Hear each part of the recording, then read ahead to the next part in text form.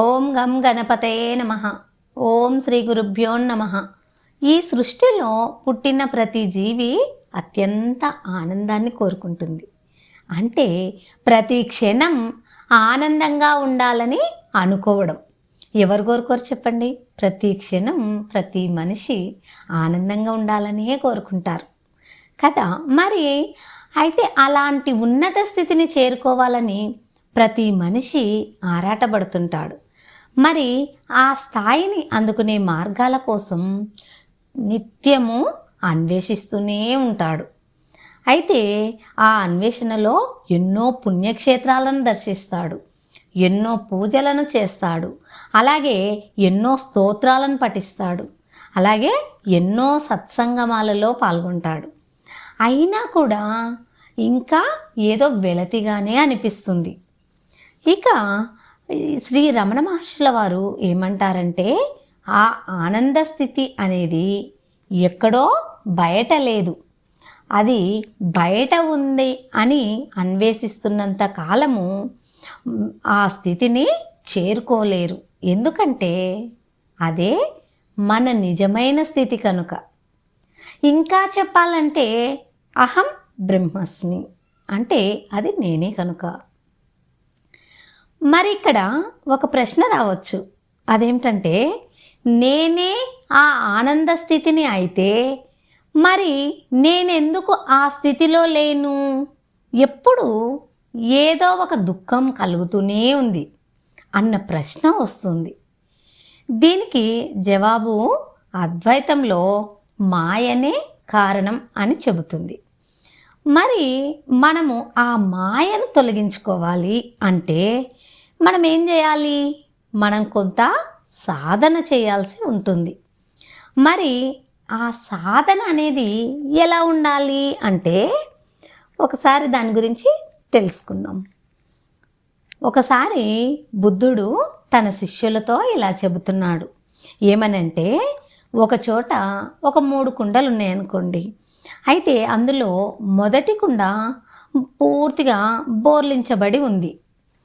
బయట ఎంత వర్షం పడినా ఆ కుండలోకి ఒక్క చుక్క నీరు కూడా పోదు. అసలు అందులోకి నీరు చేరుతుందా అని.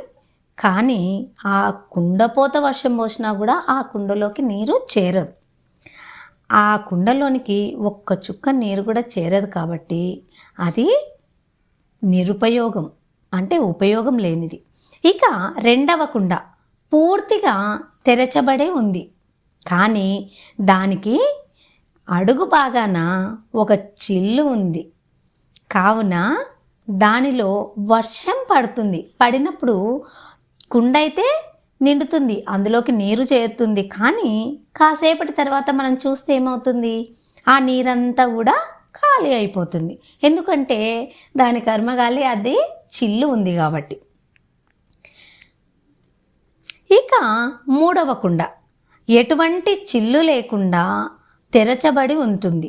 కానీ లోపల అంతా మురికిగా ఉంటుంది. అందులోకి చేరిన వాన నీరు దేనికైనా ఉపయోగపడుతుందా? దేనికి ఉపయోగపడదు.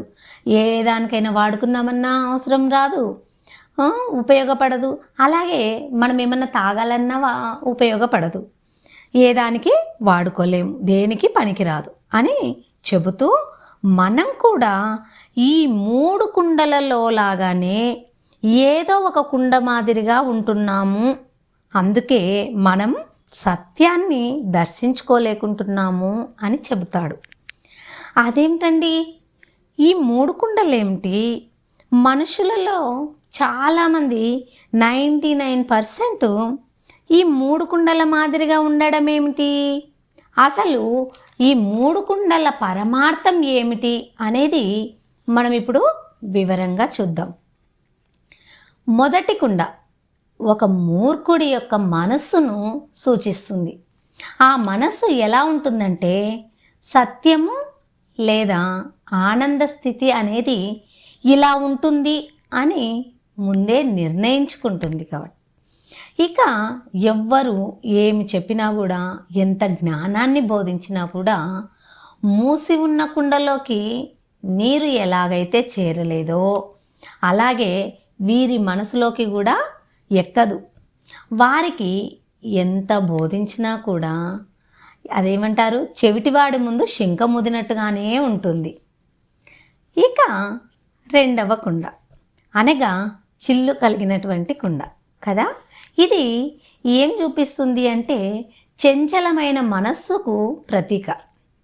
చంచలమైన మనస్సును కలిగిన వారు ఈరోజు చెప్పిన విషయాన్ని బాగా అర్థం చేసుకుంటారు, కానీ మరుసటి రోజు కల్లా ఆ విషయమే మర్చిపోతారు. చెప్పిన విషయాలతో బాగా తాదాత్మ్యం చెందుతారు, కానీ మరొక కొత్త విషయము గుర్తుకు రాగానే వాళ్ళు పాత విషయాలన్నీ మర్చిపోతే కొత్త విషయంలో నిమగ్నమైపోతారు. కాబట్టి ఇలాంటి వారు కూడా జ్ఞానాన్ని తెలుసుకోలేరు. ఇక మూడవ కుండ, ఇది పూర్తిగా బురదతో నిండి ఉన్నటువంటి కుండ. ఇది ముందుగానే అభిప్రాయాలను ఏర్పరచుకున్న మనసుకు ప్రతీక. ఇటువంటి వారు ఎన్నో గ్రంథాల ద్వారా జ్ఞానాన్ని తెలుసుకొని జ్ఞానము లేదా ఆనంద స్థితి పైన కొన్ని అభిప్రాయాలను ఏర్పరచుకుంటారు. అలా ఏర్పరచుకొని ఆ జ్ఞాపకాలలోనే ఉండిపోతారు. వీరు కూడా అలా ఉండిపోవడం వలన ఆ ఆనంద స్థితిని తెలుసుకోలేరు. అసలు తెలుసుకోవాలని ప్రయత్నించినా కూడా వారికి అందదు. మరి ఆ ఆనంద స్థితిని చేరుకోవాలి అంటే మనం ఏం చేయాలి అంటే మన మనస్సును సాధనతో అంతర్ముఖం చేయాలి. ధ్యానం ద్వారా మన మనస్సు యొక్క తలుపును తెరవాలి. మనలోని అహంకారాన్ని మరియు అభిప్రాయాల్ని తొలగించుకోవాలి. మనస్సును చంచలత్వం నుండి స్థిరత్వం వైపుకు నడపాలి.